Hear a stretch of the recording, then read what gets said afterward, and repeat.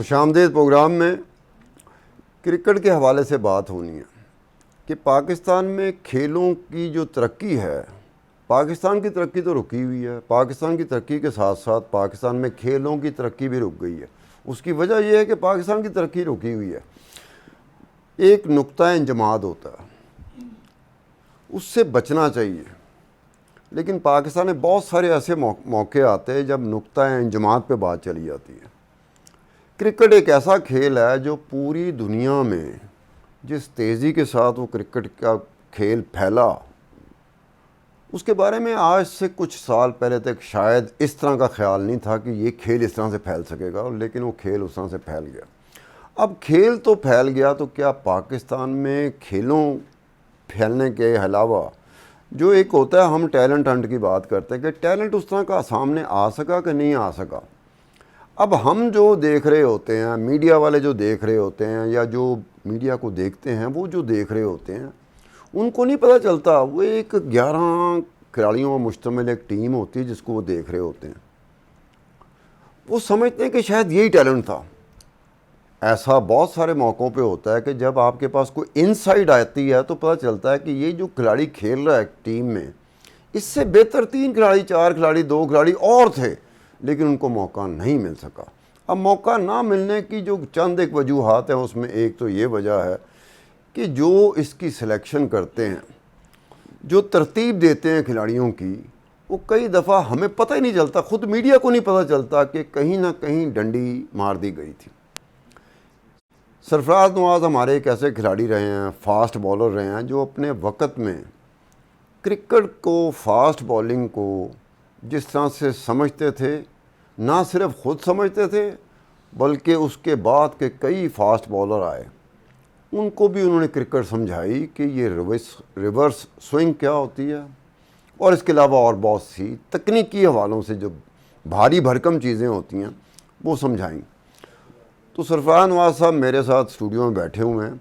सरफराज नवाज़ साहब को रिसेंटली, अब ये लंदन से आए हैं, कुछ दिनों बाद इन्होंने लंदन वापस, लेकिन क्रिकेट बोर्ड ने सरफराज नवाज़ की खिदमात से फ़ायदा उठाने के लिए एक स्मॉल टाइम असाइनमेंट सरफराज नवाज़ को दी गई है कि आपने जो फास्ट बॉलर निकल रहे हैं पाकिस्तान के, चाहे वो लड़के हैं या लड़कियां हैं, आपने उसका बॉलिंग एक्शन जो है, वो मुख्तलिफ टर्म्स होती हैं, मैं कई टर्म्स को मैं नहीं जानता, सरफराज नवाज़ जानते हैं कि रनर अप है, रन अप है, रन इन है, बॉलिंग एक्शन है, हाथ कहाँ जाना चाहिए, ठप्पा कहाँ लगना चाहिए, ये सारी चीज़ें वो जानते हैं।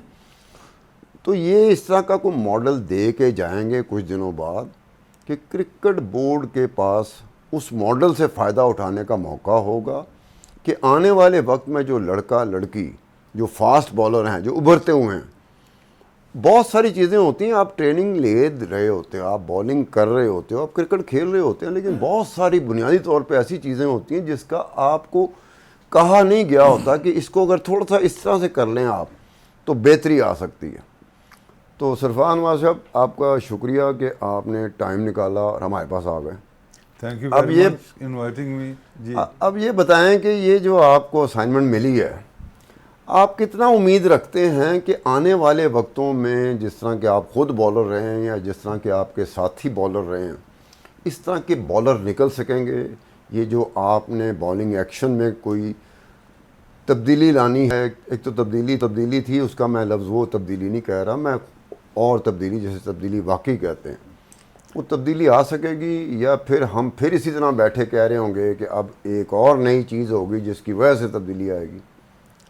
देखें, जहाँ मुझे जो चौधरी ज़ुल्फ़िकार अशरफ साहब ने, जो चेयरमैन पाकिस्तान मैनेजमेंट कमेटी के हैं, पीसीबी के, उन्होंने मुझे ये असाइनमेंट दी है कि 2 हफ्ते जो मैं इधर हूँ, उसमें ये जो फास्ट बॉलर हैं, मेल एंड फीमेल, उनका एक्शन देखूं, एक्शन देख के फिर उनको लेक्चर दूं। फिलहाल तो इतना जो मैंने आज किया है, 2 दिन से 3 दिन से कर रहा हूं, वो मैंने जो इनकी वीडियोस देखी हैं फास्ट बॉलर्स की, तो इनके एक्शन में काफ़ी खुला नज़र आया।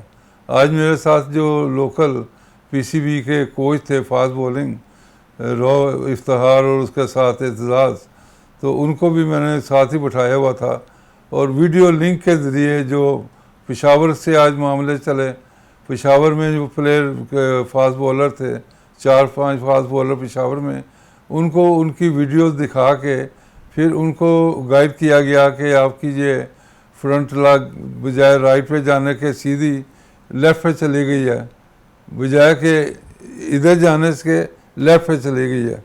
तो उससे जो बैलेंस है और फ्रंट फुट पे जो पूरा ज़ोर लगा के आदमी बॉल करता है वो लैकिंग है। इस तरह की ये चीज़ें मैंने उनको बताई हैं। उसके बाद फिर जब वो टांग लेफ़्ट चली गई तो फिर आपका आर्म इधर चला जाता है, हेड डाउन हो जाता है। हालांकि बॉलिंग में बड़ा ज़रूरी है कि हेड स्ट्रेट और उसके बाद आर्म ऊपर से सीधा नीचे आए। तो ये मैं कहूँगा कि इस तरह मैंने उनको समझाया है। जो कोचेज़ भी हैं उन्होंने भी देखा है।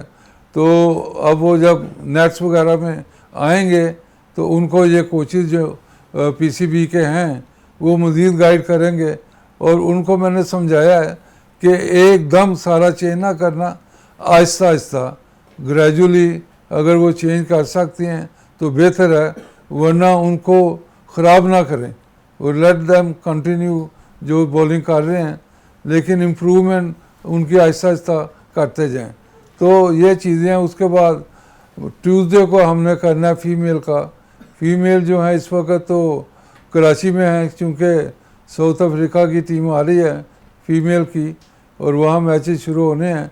उनको भी हम वीडियो लिंक के ऊपर ट्यूसडे को मैं उनकी वीडियोस देखूंगा और उसके बाद उनको वीडियो लिंक के ज़रिए ही उनको समझाएंगे अगर उनमें कोई बेहतरी हो सकती है। तो ये चीज़ें मैं कहूँगा कि आहिस्ता आहिस्ता, लेकिन इसमें वक्त लगता है। अगर आप प्रैक्टिकली उनको ऑन द फील्ड समझाएं तो वो तो एक मुख्तलिफ स्टोरी है ना, कि आप बता रहे हैं कि उसके बाद आप बताएं, फिर उसके बाद उनका फॉलोअप देखें कि ठीक कर रहे हैं या नहीं। ये सारी चीज़ें तो, लेकिन बेसिकली जो कोचेज़ हैं उनको बता दिया है और जो प्लेयर हैं उनको भी वीडियोस दिखा के स्लो मोशन में भी कि आपके जो पाँव इधर जा रहे हैं ये इधर राइट पे जाना चाहिए, उनको काफ़ी हद तक समझ आ गया है। कुछ कह रहे थे कि हम पहले से ही कोशिश कर रहे हैं, तो ये बड़ी अच्छी बात है कि उनको कुछ पता था कि उनमें खुला है।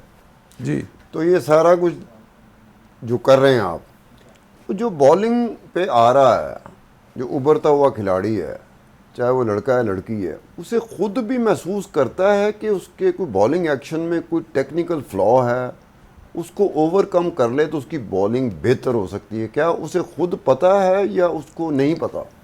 देखें, एक दो ने तो कहा है कि हम ये जो हमारा पाँव लेफ़्ट पे जा रहा है बजाय सीधा और राइट पे जाने के, वो कह रहे थे कि हम इसको ठीक कर रहे हैं। तो उनको थोड़ा तो मेरा ख्याल है अंदाज़ा है कि वो कोई गलती है, तो इम्प्रूव वो कर रहे हैं। तो वाज़ह बात है कि अगर उनको पता है तो वैसे, लेकिन ये शुरू से ही अगर बेहतर कर लेते। अब तो देखें साल से वो खेल रहे हैं, एक्शन भी पक्के हो जाते हैं। उनको चेंज करना तो ऑल टुगेदर नहीं करना चाहिए, वरना तो वो स्पॉइल हो जाएंगे।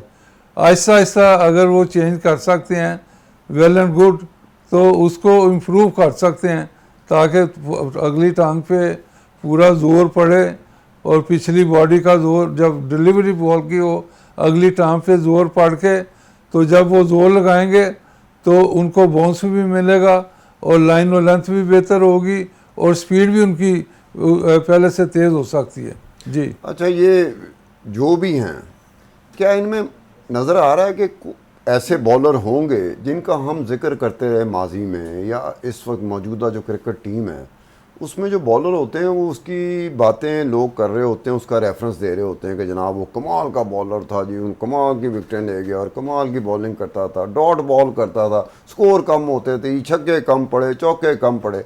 तो आप ये जो नए हैं उभरते हुए खिलाड़ी, इनमें देखते हैं उस तरह के बॉलर आपको नज़र आते हैं? जिस देखें पीएसएल में जो मैंने देखा है, उसके बाद पाकिस्तान ए टीम जो जिम्बाब्वे में थी, उसके बाद अभी जो रिसेंटली श्रीलंका में मैचेस हुए हैं, ये मैं लंदन में टीवी के ऊपर देखता हूँ इनके मैचेस। काफ़ी बेहतर बॉलर हैं, लेकिन इम्प्रूवमेंट की उनको ज़रूरत है। दूसरा, इनको अभी तक ये नॉलेज नहीं, मैंने पूछा इनसे जो 7-8 फास्ट बॉलर से मेरी जो प्रैक्टिकल भी वो कल ग्राउंड पे भी आए थे पीसीबी में, तो उनको मैंने वीडियो के ऊपर उनकी दिखा के चलाई थी वीडियो, और उनको पूछा था कि क्रीज का इस्तेमाल करते हैं, उनको पता नहीं था, उन्होंने कहा हमें नहीं पता। और जो वीडियो मैंने देखी है वो भी एक ही स्पॉट से बॉलिंग करते हैं। हालांकि क्रीज का इस्तेमाल करना चाहिए, वेरी करना चाहिए उसके बाद बैट्समैन को, और यॉर्कर का भी इनको अंदाज़ा नहीं कि यॉर्कर कैसे करना है। तो ये सारी चीज़ें फिर डिस्कस थोड़ी सी मैंने की हैं, लेकिन ये तो 2-3-4 हफ्ते अगर आदमी लगाए प्रैक्टिकली नेट्स के अंदर, तो फिर वो उनको ज़्यादा आप गाइड कर सकते हैं। लेकिन जो लोकल कोचेज़ हैं वो भी समझदार हैं, उनको समझाया है, और इंशाल्लाह मेरा ख्याल है वो पिक कर लिया उन्होंने कि ये जो चीज़ें डिस्कस हुई हैं और प्लेयर को समझाया, और मेरा ख्याल है फ्यूचर में अच्छे फास्ट बॉलर ये इम्प्रूव करेंगे। और उसके बाद अभी भी मैं कहूँगा पाकिस्तान टीम में जो फास्ट बॉलर हैं ऑलरेडी, उनको तो अभी वो चले गए श्रीलंका, लेकिन ये जो मौजूद हैं इनको सारा गाइड कर दिया है, और ये ग्रेजुअली इम्प्रूव करेंगे इंशाल्लाह। जो नेक्स्ट इनका सीज़न आएगा तो उसमें मैं देखूंगा लंदन में कि इनका जो रन अप और उसके बाद जो फिनिशिंग है वो वाज़ह नज़र आ जाएगी, और वहाँ से भी मैं जो लोकल कोचेज़ हैं उनको बता सकता हूँ कि ये इस तरह बेहतर इसको कर लो, और क्रीज का इस्तेमाल, ये चीज़ें भी इनको गाइड करते जाओ जी। अच्छा, ये देखने में आया है और शायद आपके देखने में भी आया होगा कि कुछ बॉलर होते हैं, मिसाल के तौर पर हमारे दौर में एक थॉमसन था, वो फास्टेस्ट बॉलर था, लेकिन उसका जो आम एक्शन था गेंद कराते हुए, वो कई दफ़ा सुनने में आया कि उसमें कुछ था, लेकिन इसके बावजूद अपने दौर का बेहतरीन बॉलर था। तो क्या उस तरह के बॉलर पाकिस्तानी टीम में हैं जिनका आप समझते हैं कि बॉलिंग एक्शन में कुछ है, कोई नकायस हैं, लेकिन इसके बावजूद बॉलर बड़े अच्छे हैं? देखें, अब नुकाइस का जो मामला है, आईसीसी ने इसमें 15 डिग्री तक इजाज़त दे दी है कि अगर थोड़ा इतना नुक्स है तो ही शुड कंटिन्यू, और उसको वो जो थ्रो की मामला आता है उससे वो बच जाते हैं, तो उसके बाद रिस्क का इस्तेमाल है, ये सारी चीज़ें बीच में आती हैं। लेकिन काफ़ी लीनियंट हो गया ये आईसीसी के रूल बॉलिंग की कंडीशन के ऊपर। तो मेरा ख्याल है कि ये अब नुक्स तो होते हैं। जब मैं पिछली दफ़ा कोचिंग कर रहा था 2000 के करीब, तो शबीर का एक्शन था, वो थ्रो करता था, तो उसका एक्शन काफ़ी, शफीक का, शबीर अहमद, उसका काफ़ी मेहनत करके उसका एक्शन ठीक किया। फिर दोबारा उसका एक्शन ऐसे हो गया, फिर मुझे अपना बुलाया गया कि जी देखें, तो उसके बाद फिर मैंने फिर उसका किया, देन ही केम बैक, उसके ये एक्शन ठीक हुआ। तो इस तरह की चीज़ें चलती रहती हैं, और कोच अगर साथ साथ हो तो वो ये बता सकता है। अब ये देखें, जो इनको फास्ट बॉलर को बताया है, अब यहाँ जो कोचेज़ हैं इनको चाहिए कि ये जहाँ जहाँ मैच खेलें वहाँ वहाँ जाके 2-3 जो कोचेज़ हैं इनको देखें कि ये वाकई इम्प्रूव कर रहे हैं या नहीं, और मैच के बाद इनसे थोड़ा डिस्कस करें और बताएं कि क्या बेहतरी हुई या नहीं हुई। और इस तरह ये स्काउटिंग सिस्टम जो है ये करना भी ज़रूरी है कि एक दो आप बताते हैं नेट्स के अंदर, फिर मैच में उसके बाद फॉलोअप, ये भी बड़ा ज़रूरी है। लेकिन यहाँ फॉलोअप का सिस्टम ही नहीं है। जब मैं कोचिंग करता था तो मैंने ये फॉलोअप का सिस्टम रखा था, तो इसको फिर मैं पीसीबी को वैसे मशवरा दूंगा कि फॉलो अप का सिस्टम ज़रूर रखें। अगर बैट्समैन है तो बैटिंग कोच उसको फॉलो करे, जो यंगस्टर हैं, ताकि उनको पता चले कि कौन सी कंडीशन में बॉलर ने अच्छी बॉलिंग कर दी, कौन सी कंडीशन में उनसे बॉलिंग अच्छी नहीं हुई। और उसके बाद बैट्समैन का भी ऐसे ही है, वो भी देखें कि किस बॉलिंग के खिलाफ स्कोर किया है, बैटिंग पिच थी, ग्रासी थी, टर्निंग थी, ये सारी चीज़ें देखनी पड़ेंगी। और इसमें मेरा ख्याल है कि जो कोचेज़ हैं उनको सिंसियरली कंसंट्रेट करना पड़ेगा जी। अच्छा, ये आपने फॉलोअप की बात की, तो फॉलोअप के बारे में मेरा अपना और मेरे साथियों का मानना है, मीडिया में भी फॉलोअप जो है ना वो ना होने के बराबर होता है, जिसकी वजह से मीडिया अपने उस निखार में नहीं आ सका जिस निखार में मीडिया आ सकता था। तो आपने भी फॉलोअप का जिक्र किया कि आपकी ट्रेड में, आपके खेल में, क्रिकेट में भी फॉलोअप कमज़ोर है, तवज्जो ही नहीं दी जाती या भूल जाते हैं? नहीं, ये देखें ना जी, वो बॉलर तो जब बॉलिंग करता है तो वो अपना ध्यान से विकेटें के ऊपर कंसंट्रेट करता है कि मुझे मारना पड़े, विकेटें मिल जाएं। तो रन अप और एक्शन के ऊपर तो बाद में बात आती है। बाद दफ़ा जो कई बॉलर होते हैं उनका रिदम ही नहीं बनता और एक्शन की वजह से उनकी जो लाइन और लेंथ वो नहीं कंट्रोल होती। जब स्विंग ज़्यादा गेंद होना शुरू हो जाए तो वो भी एक्शन की जो फिनिश है उस वजह से उनको प्रॉब्लम पड़ जाती है। उसमें फिर ये क्रीज़ का इस्तेमाल करना, इस तरह की चीज़ें करनी चाहिए। और ये कोई बताने वाला हो तो फिर है ना, क्योंकि मैं ये कहता हूँ कि मैच ख़त्म हो आफ्टर द डेज प्ले तो आप फास्ट बॉलर का जो कोच है वो फास्ट बॉलर को बताए कि जी आपको ये बेहतर करेंगे, ये इम्प्रूव करें।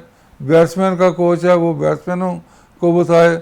लेकिन ये थोड़ी सी डिस्कशन होनी चाहिए और जो कोच है उसका भी काम है कि कैप्टन को बताए कि उसकी क्या गलतियां थी, क्या उसकी इम्प्रूवमेंट चाहिए। इस तरह की सिस्टम अगर चले तो मेरा ख्याल है काफ़ी बेहतरी हो सकती है। लेकिन इस तरह का मैंने देखा है कि शायद सिस्टम नज़र नहीं आया अभी तक। जी, एक छोटी सी ब्रेक की ज़रूरत पड़ गई, गुफ्तगू तो बड़ी हो रही थी, छोटी सी ब्रेक चाहेंगे, उस ब्रेक के बाद वापसी पे दोबारा इसी पे बात होगी।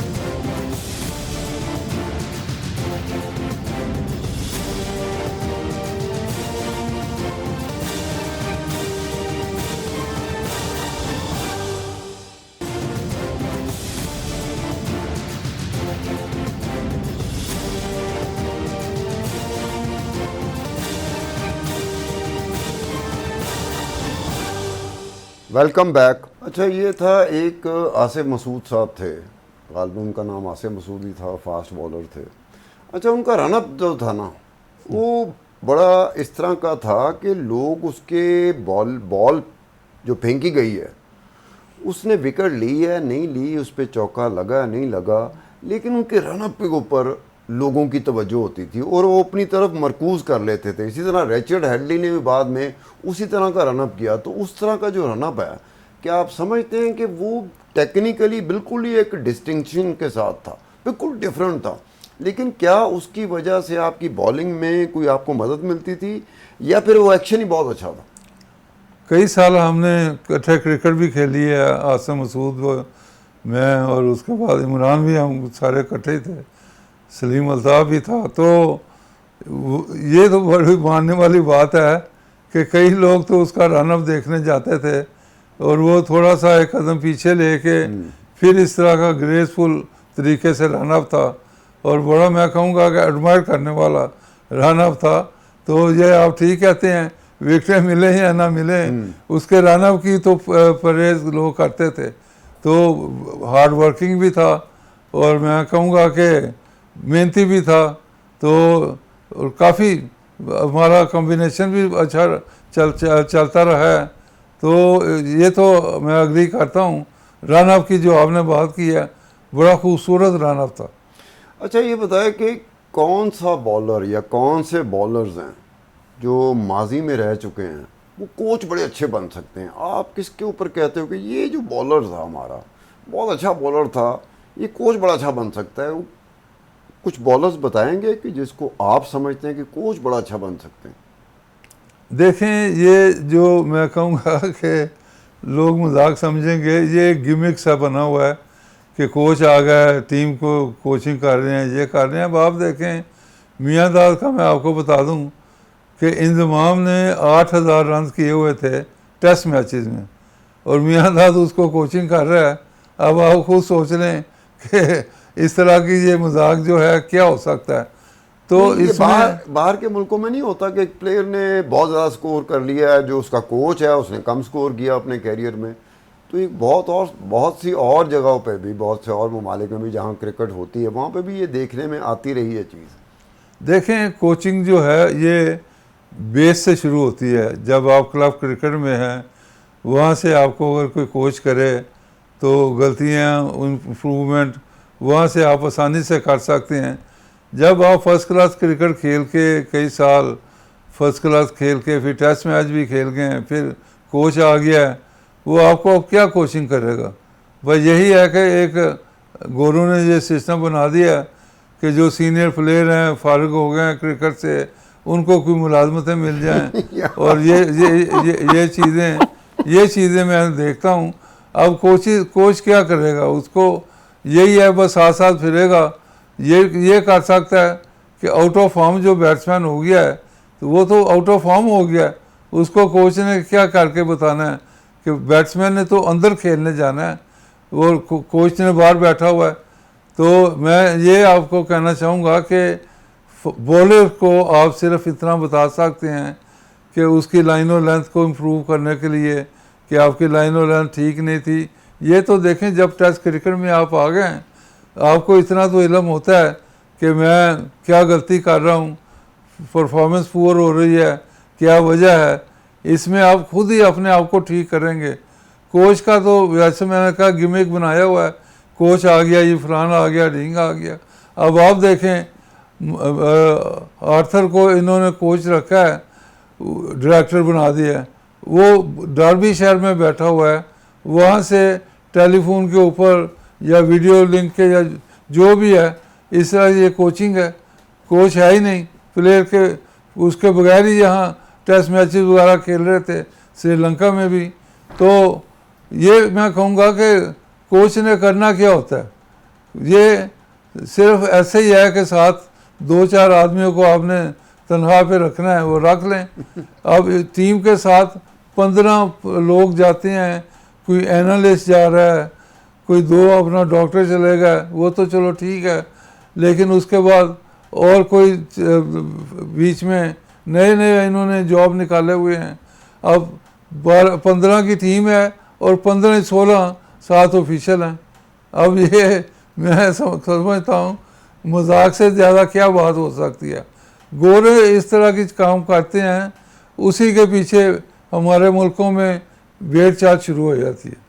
तो आप क्या समझते हैं कि कोच टीम के लिए होना ज़रूरी है, कितना ज़रूरी है, या इसकी ज़रूरत ही नहीं है? अब आप देखें जब हम खेलते थे हमें कौन सा कोच मिला था या हमें कौन से कोच कोचिंग करते थे।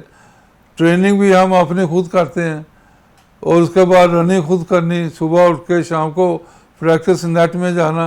एक नेट का इंचार्ज होता था जो नेट रन करता था, ऑर्गेनाइज करता था।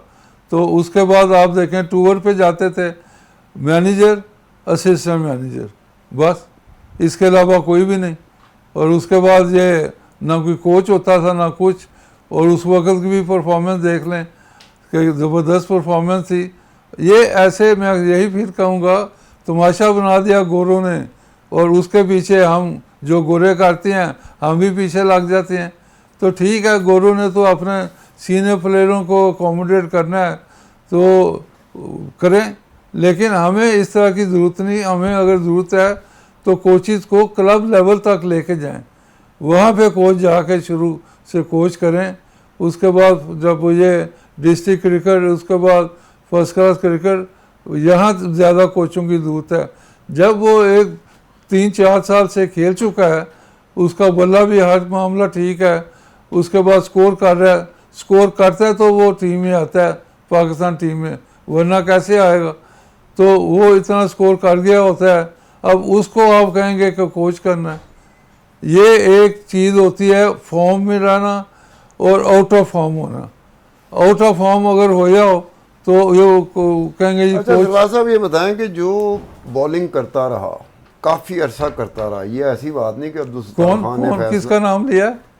बॉलर जो होते हैं अच्छा। वो बॉलिंग कर रहे हैं, बड़े अरसे से कर रहे हैं, वो एक लेवल पे एक सतह पे गए, उससे ऊपर वाली सतह पे चले गए, फिर आखिरी सतह पे चले गए, तो उनका जो बॉलिंग एक्शन बन चुका हुआ है जिसकी वजह से कामयाबी और नाकामी दोनों सूरतों में जो उनके सामने आ गई है, उनमें कितनी गुंजाइश होती है जो आप लोग समझते हो कि यार ये एक टेक्निकल फ्लॉ है बड़ा ही, ये ऐसा टेक्निकल फ्लॉ है कि इसकी रिमूवल जो है ना वो अशद ज़रूरी है। अगर ये रिमूवल हो जाती है तो इसकी बॉलिंग में मज़ीद बेहतरी आ जाएगी।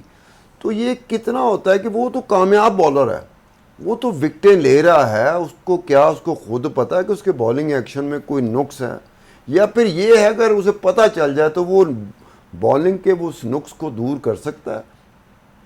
देखें, जो अभी आपको मैं जो अभी अर्ली ऑन बता रहा था कि जो अपकमिंग बॉलर्स हैं उनके जो रन अप हैं, उसके बाद फिनिश जो है उसमें काफ़ी खुला है।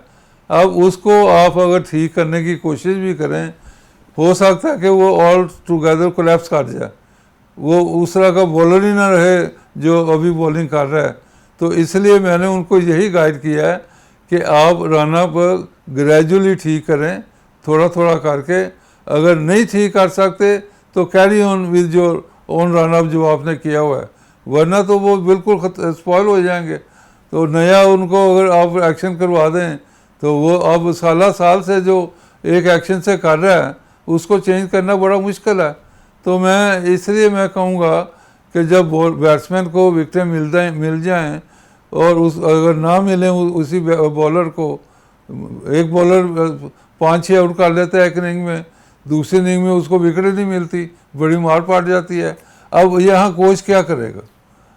अच्छा ये बताएं कि आपको खुद क्रिकेट खेलते रहे, जब आप खुद क्रिकेट खेल रहे थे तो कौन कौन सा बॉलर था या कौन कौन सा बैट्समैन था जो आप कहते थे कि ये बड़ा मज़ेदार बैट्समैन है या बड़ा मज़ेदार बॉलर है, या आपसे पहले जो बॉलर या बैट्समैन थे तो ऐसा था आपके जहन में होगा कि यार वो बॉलर बड़ा ज़बरदस्त था या वो बैट्समैन बड़ा ज़बरदस्त था?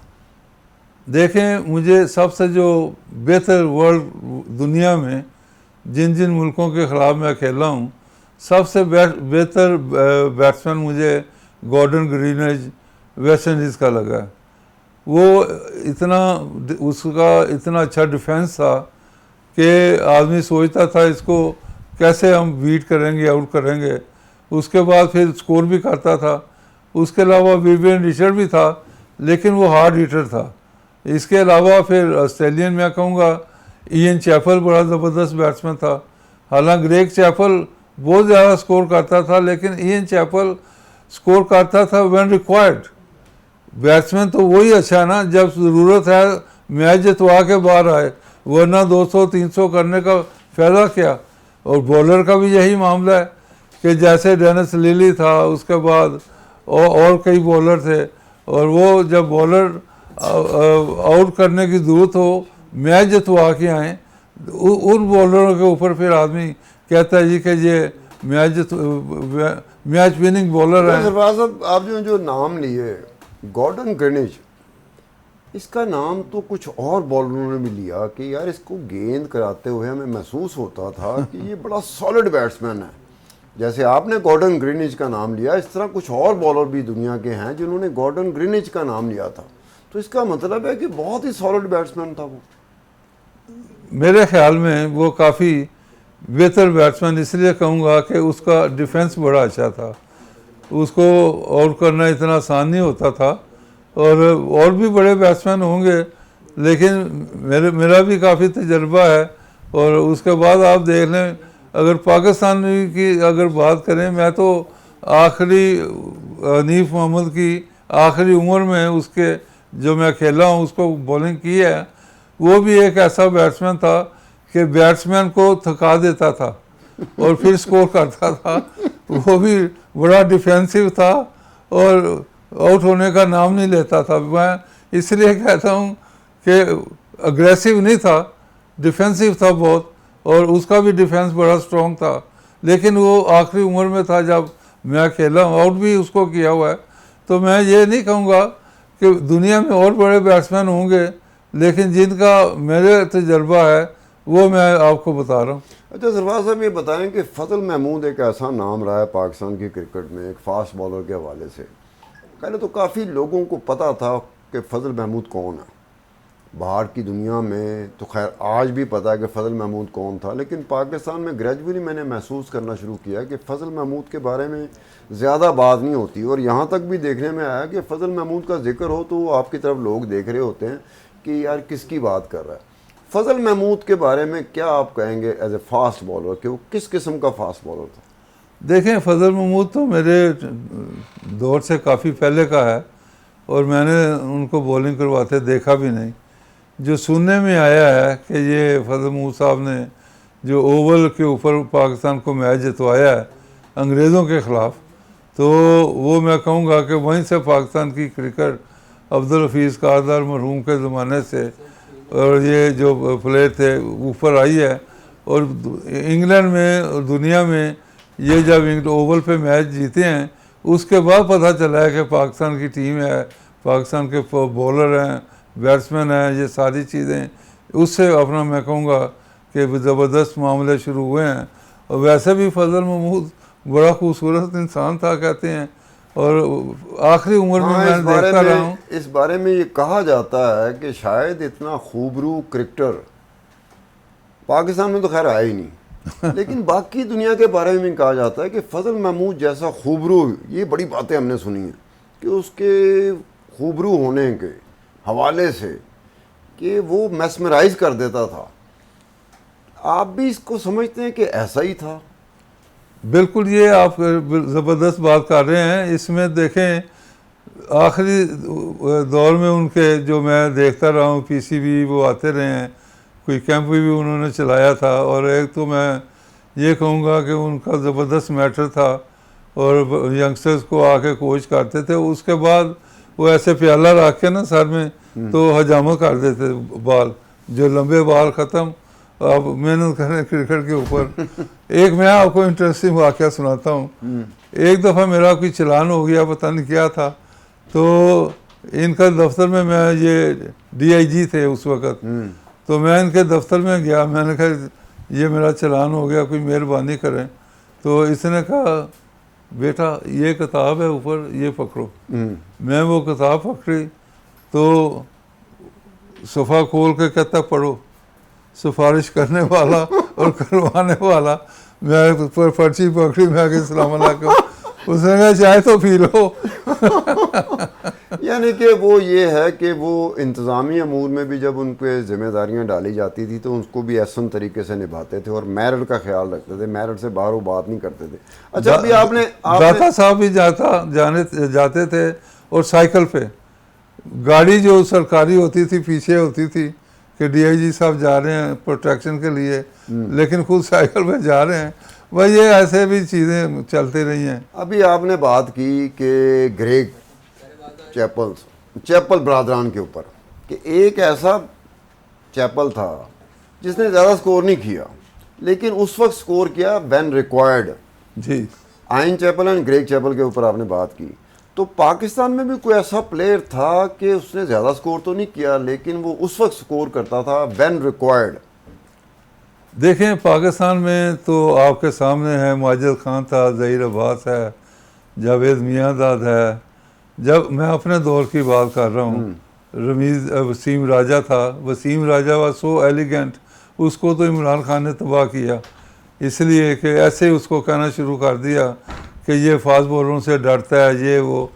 वेस्ट इंडीज़ में हम खेल रहे थे तो राजा वाज मोस्ट सक्सेसफुल, तो कहता मैंने इमरान को कहा, मैं कहा यार ये इतना अच्छा स्कोर कर गया है और मैच जीतने के हम करीब आ गए हैं, तो आप कहते हैं ये डरता है। और वेस्ट इंडीज़ से ज़्यादा फास्ट बॉलर तो कहीं नहीं है। नहीं, आपकी बात होगी सरफराज नवाज साहब, जो हम लोग क्रिकेट सुना करते थे तो वेस्ट इंडीज़ में उन जिसको काली आंधी कहा जाता था उनको छक्के मार रहा होता था वसीम हसन राजा। छक्कों के साथ हमारा तारफ़ लोकल सतह पे, पाकिस्तान की सतह पे छक्के के साथ हमारा तारफ़ करवाने वाला वसीम हसन राजा था, जो रमीज़ हसन राजा का बड़ा भाई था।